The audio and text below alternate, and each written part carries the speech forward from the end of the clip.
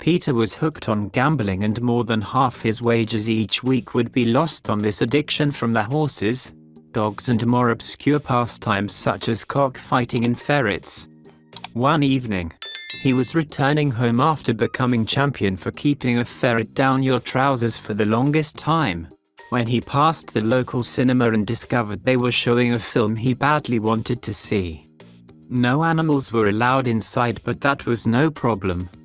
Peter stuck the ferret down his trousers. Halfway through the picture, he unzipped his flies to give the animals some air. The young girl was sitting next to him, and she suddenly nudged her friend and whispered frantically, "Sharon, that man's got his banana out SSHH. Just ignore him," replied her friend. "But I can't," she moaned. "It's nibbling my knee."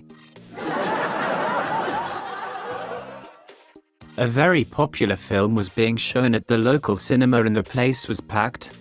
Suddenly a woman stood up and with a scream rushed out into the foyer to search out the manager. "I'll never come back here again," she complained. "I've just been interfered with." A short while later another woman ran out looking distressed, complaining of the same thing. "I'm not having this," said the manager, and he decided to track down the pervert. Shining his torch along the rows, he eventually discovered a man crawling along under the seats. "What the hell do you think you're doing?" he roared. "It's my toupee," replied the man. "I've lost it. I had my hand on it twice, but it got away." Deep in the heart of Sherwood Forest, Robin Hood was lying in bed in his cottage, only a few days from death. "Little John," he croaked, "give me my bow and arrow and open the window. I will fire the arrow, and wherever it lands, please bury me there." And indeed, a few days later, Robin died, and having promised to carry out his final wish, Little John and the rest of the merry men buried Robin on top of the wardrobe.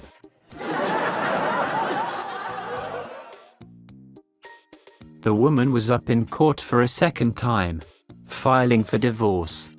3 years earlier she had divorced her first husband because she claimed his tackle was too big. This time she wanted a divorce because her husband was too small. The judge granted her divorce, but just before she left the court he gave her some words of warning.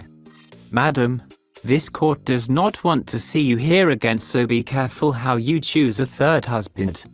We have more important things to do than sort out the right fitting for you."